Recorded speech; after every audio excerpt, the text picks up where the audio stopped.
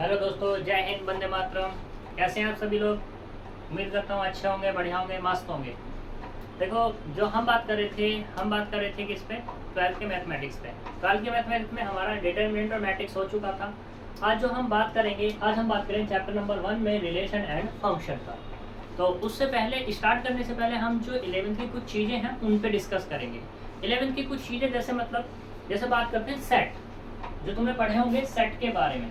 तो सेट ये होते क्या हैं, क्योंकि जब तक ये बच्चे को नहीं पता होंगे रिलेशन और फंक्शन के बारे में वो जान नहीं सकता। और मुझे पक्की उम्मीद है कि जो 11th में तुमने जो पढ़ा है उसमें अभी तुम्हें इतनी परफेक्टिविटी नहीं होगी, क्योंकि बहुत टाइम हो गया होगा पढ़े हुए। तो इसलिए पहले हम सेट को रिकॉल कर लेते हैं कि सेट होता क्या है उसके बारे में। तो देखो, सेट जो होता है एक वेल डिफाइंड कलेक्शन होता है। वेल डिफाइंड कलेक्शन इसका ऑब्जेक्ट का, वही हमारे पास ऑब्जेक्ट है जो वेल डिफाइन है, यानी कि पूरी तरीके से डिफाइन है, उनमें कोई भी एम्बिग्युइटी नहीं है, यानी कि अस्पष्टता नहीं है, पूरी तरीके से स्पष्ट डिफाइन है। जैसे हम बात करें किसका, कि हमारे पास जो अल्फ़ाबेट है, अल्फ़ाबेट के हम वोवल्स लेते हैं, तो वोवल्स का एक कलेक्शन तैयार करते हैं। वोवल्स जो हमारे पास होते क्या है, ये था ए, ई, आई, ओ और यू, ये होते हैं। इसका हमने एक कलेक्शन तैयार किया, उसको हमने एक ब्रैकेट में, ठीक है, डिनोट किया। तो ये जो हमारे पास कलेक्शन आया, इसी को क्या बोलेंगे हम? सेट बोलते हैं। और इसको जो हमेशा डिनोट किया जाता है कैपिटल लेटर से डिनोट कर दिया जाता है, या तो ए से कर दो, बी कह दो, सी कह दो, एस कह दो, टी कह दो, आर कह दो, एन, जो भी तुम्हारे मन करे उससे डिनोट हम कर देते हैं। ठीक है, अब यहाँ पे ये जो इसके अंदर है ए, ई, आई, ओ, यू, इनको क्या बोला जाता है? एलिमेंट। क्या बोला जाता है इनको? एलिमेंट्स। ठीक है, अब ये एलिमेंट हमारे फाइनाइट हो सकते हैं, इनफाइनाइट हो सकते हैं। फाइनाइट और इनफाइनाइट ये मतलब कैसे? मतलब ऐसे कि मान लो तुम्हारे पास एक कलेक्शन है, जैसे कि तुमने कह दिया ये कलेक्शन है तुम्हारे पास 1 2 3 4 5 डॉट डॉट ये। तो यहाँ पे क्या है? 1 2 3 4 5, ये सारे के सारे क्या है? तुम्हारे एलिमेंट है। लेकिन एलिमेंट है कितने? ये इनफाइनाइट। कैसे है तुम्हारे पास ये? इनफाइनाइट, यानी कि तुम इनको काउंट नहीं कर पा रहे हैं। ठीक है, तो ये तुम्हारे इनफाइनाइट हो गए। अब यहाँ पे फाइनाइट की बात करें, अगर फाइनाइट क्या है, तो ये सारे के सारे 5 है ना, ये क्या हो जाएंगे तुम्हारे पास? ये हो जाएंगे फाइनाइट। ठीक, तो इसी के बेस पर यहाँ पे जो सेट निकलता है, सेट 2 टाइप्स का होगा, एक होगा फाइनाइट सेट और एक क्या होगा तुम्हारा? Infinite set. अब फाइनाइट सेट कैसा होगा? जिसमें हम एलिमेंट्स को काउंट कर सकते हैं, वो हमारा finite set. For example is this. जिसमें एलिमेंट को हम काउंट नहीं कर सकते, वो तुम्हारा क्या हो जाएगा? Infinite set. ठीक है, ऐसे फाइनाइट सेट के अगर मैं और एग्जांपल लूं, तो ये क्या हो जाएगा? 1 2 3। ऐसे ही b बराबर कितना? a, e, i, ये भी finite. c, a, b, c, d, सारे के सारे अल्फाबेट्स आ गए, यानी कि कहाँ तक है तुम्हारे? ये z तक है। ठीक है, अगर हम बात करें एक सेट हमने ये लिया, ये तो नेचुरल नंबर का सेट है 1 2 3 4 डॉट डॉट, ये तुम्हारा इनफाइनाइट सेट। ऐसे अगर होल नंबर की अगर बात करें तो 0 1 2 3 4, ये तुम्हारा क्या हो जाएगा? Whole number. ऐसे अगर इंटीजर की बात करें तो integer 0 plus minus 1 plus minus 2 plus minus 3 dot dot, ये तुम्हारे क्या हो जाएंगे? इंटीजर्स। रेशनल नंबर का सेट, इरेशनल नंबर का सेट, ये क्या होगा? P अपॉन Q, जहाँ पर Q का रेस्ट्रिक्शन सा ओनली वो 0 नहीं होना चाहिए, बाकी कुछ भी हो जाए। ठीक है, और यहाँ पे P और Q बिलोंग्स होने चाहिए I के अंदर, बाकी कुछ से मतलब नहीं। ठीक है ना, और यहाँ पे Q स्टार, ये क्या होगा तुम्हारे पास? ये रूट N की फॉर्म का, जहाँ पे N बिलोंग्स करेगा पॉजिटिव I प्लस के अंदर। ठीक है, और प्राइम है एंड प्राइम। ठीक है जी, तो ये तुम्हारे क्या हो गए? यहाँ पर सेट्स हो गए।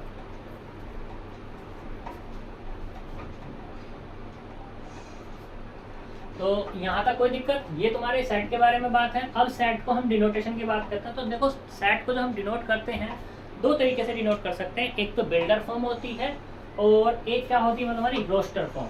देखो, रोस्टर फॉर्म और बिल्डर फॉर्म में क्या अंतर है? ये जो तुम्हारे पास क्या है? Roster form. कैसी फॉर्म है? रोस्टर। रोस्टर्स में क्या है कि कोमास लगा के एलिमेंट को डिनोट किया जाता है। फॉर एग्जाम्पल इज दिस, ये सारी की सारी क्या है तुम्हारी रोस्टर फॉर्म्स हैं। ठीक है जी।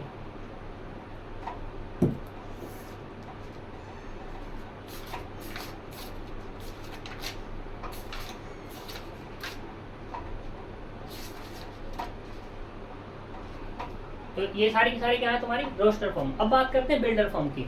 बिल्डर फॉर्म में क्या है कि बिल्डर फॉर्म में एक लैंग्वेज की फॉर्म में लिखा जाता है सेट को। इसकी फॉर्म में, सेट की मतलब लैंग्वेज की फॉर्म में। कैसे, देखो देखते हैं। तो मतलब क्या कि यहाँ पे तुमने एक सेट लिया, ये हमने कह दिया सेट, और ये क्या नाम दे दिया एस। एस यहाँ पे क्या है, सेट ऑफ, या ऐसे कह दो एक्स। ये जो एक्स है, एक्स इज क्या है तुम्हारे पास, x is natural number, natural number. ठीक है, तो नेचुरल नंबर से क्या समझ रहे हो तुम यहाँ पर, यानी कि ये एक्स कैसा होगा, नेचुरल नंबर क्या है तुम्हारे पास इस तरीके से। तो ये क्या तुम्हारी हो गई बिल्डर फॉर्म, और वो होगी तुम्हारी रोस्टर फॉर्म। ठीक है, तो यानी कि जब इसको खोलेंगे तो 1 2 3 4 5 और ये डॉट ये मिल जाएंगे। तो ये क्या होगी तुम्हारी, ये वाली होगी तुम्हारी बिल्डर फॉर्म, और ये वाली क्या होगी तुम्हारी रोस्टर फॉर्म। यहाँ तक कोई दिक्कत। अब इसमें बात करते हैं हम यहाँ पे कि जो सेट है तुम्हारे types of set, types of sets. ज्यादा सेट्स की टाइप्स पे बात नहीं करेंगे हम, कुछ पे बात करेंगे जैसे कि एम्प्टी सेट। इस पे बात करेंगे जैसे कि एम्प्टी सेट। एम्प्टी सेट क्या होगा, जिसमें कोई भी एलिमेंट ना हो, यानी कि उसको जो डिफाइन करेंगे 5 से डिफाइन करेंगे, यानी कि a बराबर 5, इसके अंदर कोई भी एलिमेंट नहीं है। तो ये क्या हो जाएगा तुम्हारा एम्प्टी सेट। इसको वॉइड सेट भी बोल देते हैं, ठीक है, और नल सेट भी बोल देते हैं। ठीक है, अब बात करते हैं एग्जाम्पल की। देखो जी एग्जाम्पल कैसे होगा जी, देखो मैंने एक सेट लिया a, तो यहाँ पे ये क्या है तुम्हारे पास x। ठीक है, x क्या है इंटीजर, इंटीजर x क्या है इंटीजर 1 और 2 के बीच में लेना है। x is integer. उस पर कंडीशन क्या है कि 2 से तो कम हो और 1 से ज्यादा हो। अब एक बात बताओ भाई, 2 से कम और 1 से ज्यादा है, कोई तुमने ऐसा इंटीजर देखा? नहीं देखा। तो इसका मतलब क्या होगा, ये इंटीजर इसके पास कोई भी ऐसा एलिमेंट नहीं मिलने वाला। जब नहीं मिलेगा तो 5, यानी क्या होगा ब्लैंक आ जाएगा। ये ब्लैंक होगा तो इसका मतलब क्या होगा, ये 5 होगा, यानी कि वॉइड सेट हो गया, एम्प्टी सेट हो गया, नल सेट हो गया। क्लियर इतनी बात। ऐसे ही और एग्जांपल्स पे हम बात कर सकते हैं यहाँ पर।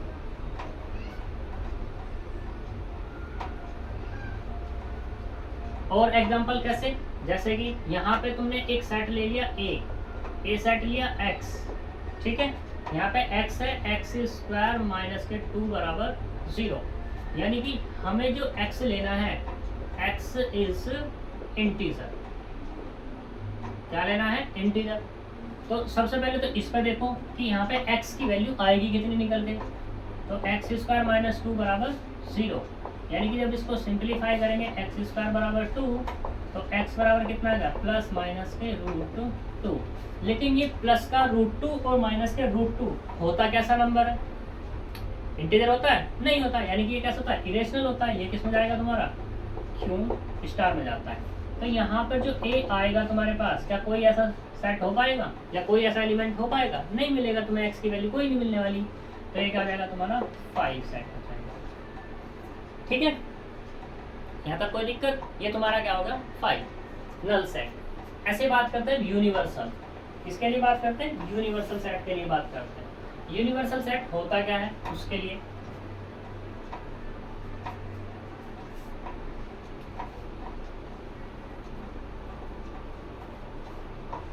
देखो यूनिवर्सल सेट। यूनिवर्सल सेट क्या है, यूनिवर्सल सेट हर एक सेट के लिए अलग होता है, जरूरी नहीं कि एक ही होगा। जैसे हम बात करें यहाँ पर कि हम बात करते हैं होल नंबर 0 1 2 3 4 5 डॉट डॉट। अगर मैं बात करूँ n है नेचुरल नंबर, तो कितना 1 2 3 4 5 डॉट डॉट। ठीक है। एक मैं ले लेता हूँ यहाँ पे ए ओड नंबर का सेट 1 3 5 डॉट डॉट। एक ले लेता हूँ बी, ये इवन नंबर का सेट 2 4 6 डॉट डॉट। एक ले लेता हूँ सी 2 कितना, जो क्या हो तुम्हारे पास ऐसे करो 3 का multiple 3 6 9 12 dot dot.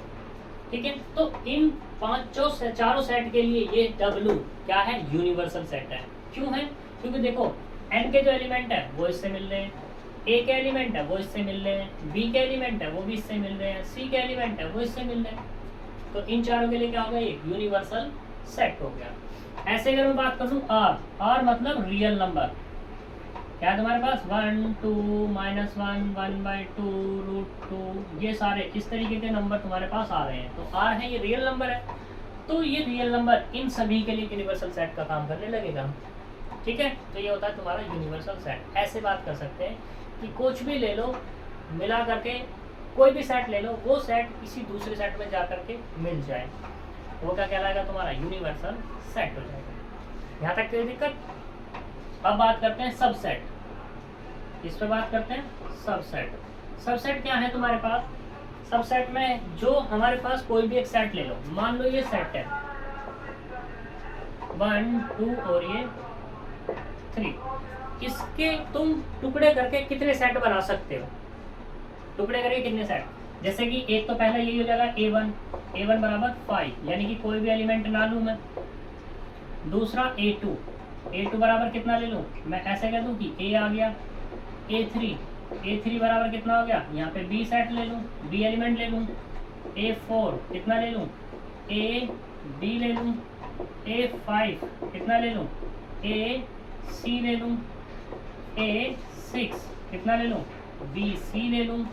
a7 a c हो गया, b c हो गया, और a b ले लेते हैं, और b a कुछ भी ले लो तुम्हारे पास। तो a7 यहाँ पे क्या कहता हूँ, a b और ये c कहता हूँ, और a8 ले लो यहाँ पर c। ठीक है, तो ये सारे इससे से मिलके बन रहे हैं, यानी कि इसमें से निकाल के बना रहा हूँ मैं। ठीक है, पहले क्या किया, पहले वाले में कोई भी नया एलिमेंट लिया, दूसरे वाले में a ले लिया, तीसरे वाले में b ले लिया, चौथे वाले में a भी ले लिया, इस तरीके से। तो ये सारे के सारे यहाँ पे जो a1 है, ये सबसेट है किसका, a1 सबसेट है किसका, a का। इसको किस तरीके से लिखते हैं, और ये साइन होता है किसका, सब सेट का। किसका सेट साइन होता है, सब सेट का। तो ये तुम्हारे पास क्या होगा, दिस। ऐसे तुम्हारे पास क्या हो जाएगा, a2 ये भी सबसेट है किसका, a3 का। ऐसे का a8 भी सबसेट है किसका, a का। अब यहाँ पे देखो, किसी में एलिमेंट है और किसी में नहीं है, और किसी में एक एलिमेंट, किसी में दो एलिमेंट, और किसी में पूरा का पूरा भी है। तो इसलिए जो अपना कोई भी सेट हो वो अपने क्या है, यहाँ पे a7 है, क्या है हमारे पास a7, और a7 पूरा का पूरा a ही तो है। तो इसका मतलब क्या हुआ, कोई भी सेट है वो अपने आप का सबसेट होता ही होता है। ये मोस्ट इम्पोर्टेंट वाली बात है। ठीक है, ऐसे ही अब बात करते हैं यहाँ पे किसमें फाइव की। तो यहाँ पे दो चीजें मोस्ट इम्पोर्टेंट हैं कि कोई भी तुम सेट ले लो, एक तो तुम्हें क्या मिलेगा, ये नल सेट मिलेगा ही मिलेगा, और एक अपने आप का सेट मिलेगा ही मिलेगा। ठीक है, और उसके बीच जितने भी एलिमेंट है वो तो है ही है। यहाँ तक क्लियर इतनी बात। अब यहाँ पे जो तुम्हारे पास दो सेट है, एक है 5 और एक है a, जो खुद अपने आप है, उसको तो बोला जाता है प्रॉपर, और बाकी सारे क्या होता है, इम्प्रॉपर सबसेट। ठीक है, तो ये तुम्हारे सबसेट की बात है।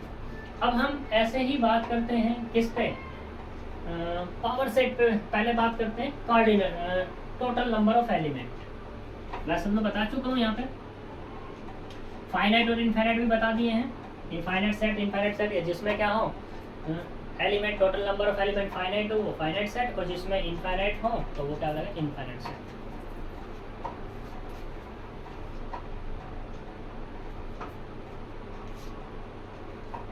ठीक है, तो अब हम बात करते हैं, देखो कोई सेट है हमारे पास a, तो ये a b और ये c, तो टोटल नंबर ऑफ एलिमेंट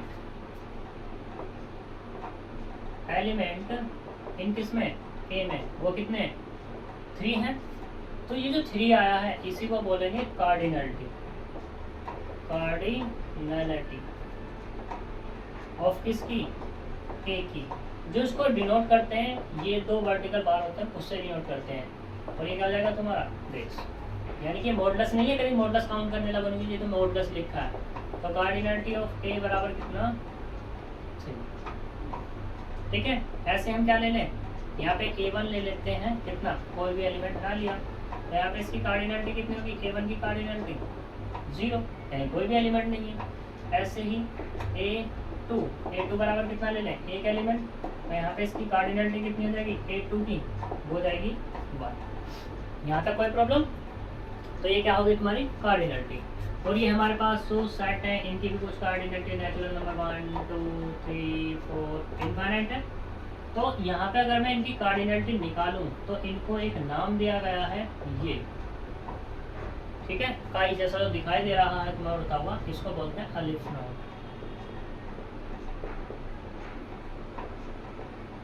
अलिफ नाउन। ठीक है, तो ये है तुम्हारे पास। अब हम बात करते हैं यहीं पे पावर सेट, इसकी बात करते हैं। हाँ, पहले बात कर लेते हैं टोटल नंबर ऑफ सबसेट। जो टोटल नंबर ऑफ सबसेट होंगे ना वो क्या होंगे, कार्डिनलिटी ऑफ ए के बराबर होंगे, या इसमें ही लिख दो कार्डिनलिटी ऑफ ए। ठीक है, जैसा कि हमने अभी देखा था ए बराबर कितना लिया था, ए बी सी। तो यहाँ पे सबसेट कितने निकले थे, टोटल नंबर, टोटल सबसेट वो कितने निकले थे, A1 से A8, यानी कि 8 निकले थे हमारे पास। क्या निकले थे, 8। ठीक है, तो यहाँ पे अब बात करूंगा टोटल नंबर ऑफ सबसेट की। तो टोटल नंबर ऑफ सबसेट कितने हो गए, 8 हो गए, यानी कि कार्डिनलिटी के उसकी बराबर हो गए। कार्डिनलिटी किसके बराबर हो गए, नहीं कार्डिनलिटी के बराबर तो नहीं हुए, नहीं गड़बड़ है। टोटल नंबर ऑफ सबसेट हुए हैं 2 की पावर कार्डिनलिटी ऑफ ए के, कार्डिनलिटी ऑफ ए के। यानी कि जो अगर मैं बात कर दूं तो 2 कार्डिनलिटी कितनी है इसकी कार्डिनलिटी कितनी है, 3, यानी कितना होगा 8। तो 8 की तो सबसेट निकल देते हैं यहाँ पे। तो ये तुम्हारा क्या है, टोटल नंबर ऑफ सबसेट। तो कह सकते हैं यहाँ पर टोटल नंबर ऑफ सबसेट इन ए बराबर कितना, 2 की पावर कार्डिनलिटी ऑफ ए के पास जितने भी एलिमेंट होंगे वो उसकी क्या हो जाएगा, total number of subset find हो जाएगा। ठीक, अब ऐसी बात करते हैं पावर सेट पे, इस पर बात करते हैं पावर सेट। पावर सेट होता क्या है उसके बारे में देख लो।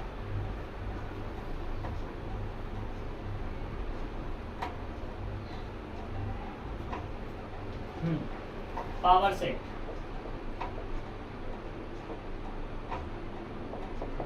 पावर सेट देखो, पावर सेट क्या है कि पावर सेट जो होता है हमारे पास इसको डिनोट करते हैं पी ए से। और ये जो होता है जितने भी तुम्हारे पास सबसेट है, तो टोटल नंबर ऑफ सबसेट इन किस में, ए में। फॉर एग्जाम्पल ए बराबर कितना, वही वाला 1 2 और ये 3, चलो 2 ले लेते हैं हम। तो पावर सेट ऑफ ए चाहिए मुझे, पावर सेट ऑफ ए। एक तो आएगा 5 पहला, दूसरा कितना आ जाएगा 1, तीसरा 2 और चौथा 1 और ये 2, ये तुम्हारा पावर सेट। ऐसे ही बी बराबर कितना ले लो मैं, 1 2 3 ले लेते हैं। तो पावर सेट ऑफ बी कितना आएगा, एक तो 5 रहेगा ही, ये भी सबसेट है, 1 भी सबसेट है, 2 भी सबसेट है, 3 वाला भी सबसेट है, 1 2 वाला भी सबसेट है, 1 3 वाला भी, 2 3 वाला भी, ये 2 3 और यहाँ पे 1 2 और ये 3। ये तुम्हारे क्या है, सारे के सारे सबसेट है। तो कितने हैं, 1 2 3 4 5 6 7 8। और कार्डिनलिटी ए की कार्डिनलिटी कितनी है भाई साहब, 3। टोटल नंबर ऑफ सबसेट कितने हो गए, टोटल नंबर ऑफ सबसेट इन ए में तो वह कितने हैं, 2 की पावर कार्डिनलिटी ऑफ दिस, यानी कि 2 की पावर 3 इक्वल टू 8। अब हम यहाँ पे कह सकते हैं कि जो पावर सेट ऑफ बी है उसकी कार्डिनलिटी कितनी होती है, वो होती है 2 की पावर कार्डिनलिटी ऑफ दिस। ये तुम्हारा क्या हो जाएगा, पावर सेट हो जाएगा। क्लियर इतनी बात, तो ये पावर सेट के बारे में। अब लास्ट है हमारे पास multiplication of set. Multiplication of set पर बात कर लेते हैं।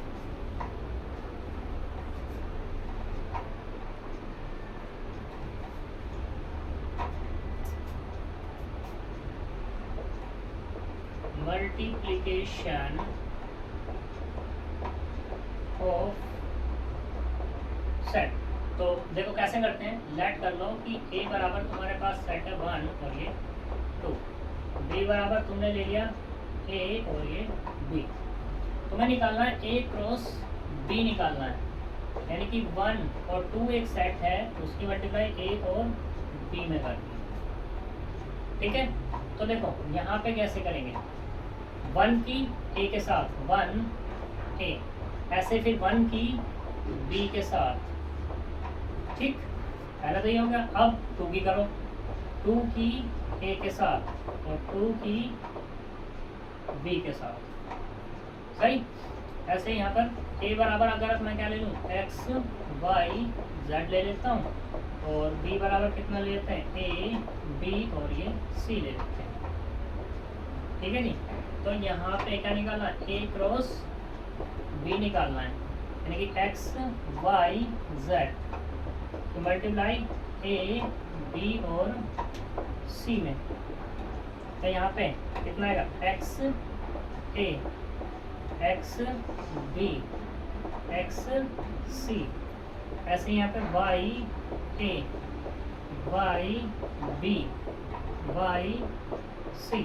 अब z की कर दो, तो z a z b z c, तो तुम्हारे क्या हो गए, मल्टीप्लिकेशन हो गया। आता कोई दिक्कत। अब नोट पॉइंट है यहाँ पर। नोट पॉइंट पहला ये है कि मान लो तुम्हारे पास a है, तो x y और ये z, तुमने क्या निकालना है, a क्रॉस a निकालना है। तो क्या हो जाएगा तुम्हारा x y z cross x y और ये z। तो करो मल्टीप्लाई, जब मल्टीप्लाई करेंगे तो कितना आएगा, x की x के साथ, x की y के साथ और x की z के साथ। अब y को लो, y की x के साथ, y की y के साथ और y की z के साथ, z की x के साथ, z की y के साथ और z की z के साथ। ये तुम्हारी मल्टीप्लिकेशन है। ठीक है, दूसरा मान लो तुम्हारे यहाँ पास यहीं पे है, ये है a क्रॉस b निकाला।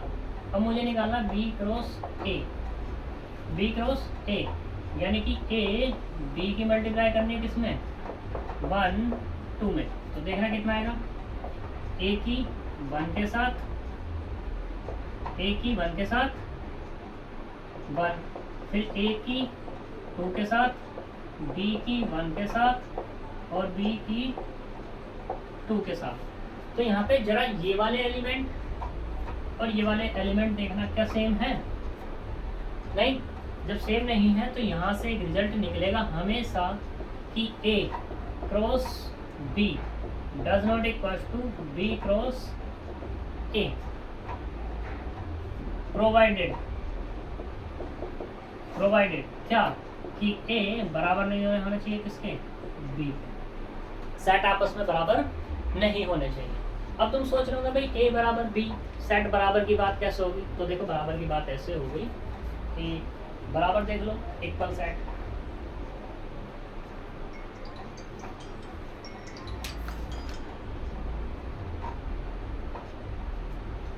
इक्वलिटी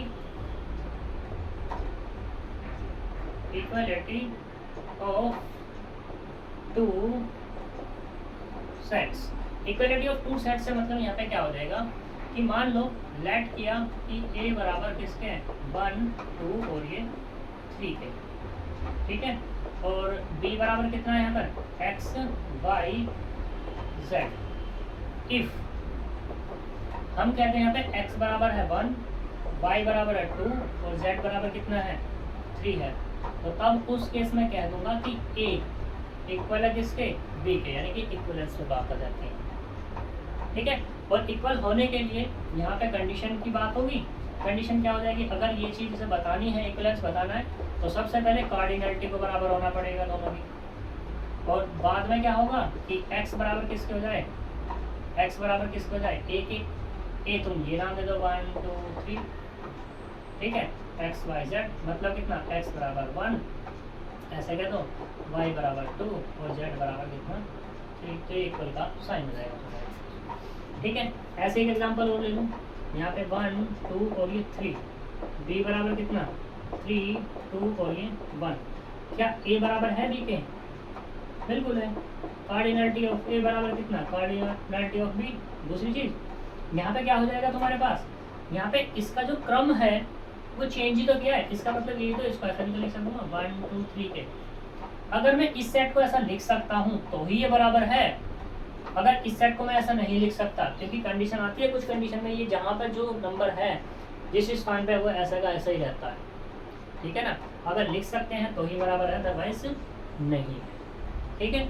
जब ये कंडीशन आती है क्या होता है हम तुम्हें बताएंगे बाद में, ठीक है। अभी इतना लेवल नहीं है कि हम यहीं पर सारी चीज़ें बता दें, ठीक। तो ये तुम्हारा जो तुम्हारा रिलेशन एंड फंक्शन में जितनी चीज़ें यहाँ पे यूज़ होने वाली थी, जितनी डेफिनेशंस यूज़ होने वाली थी वो हमने बता दी है।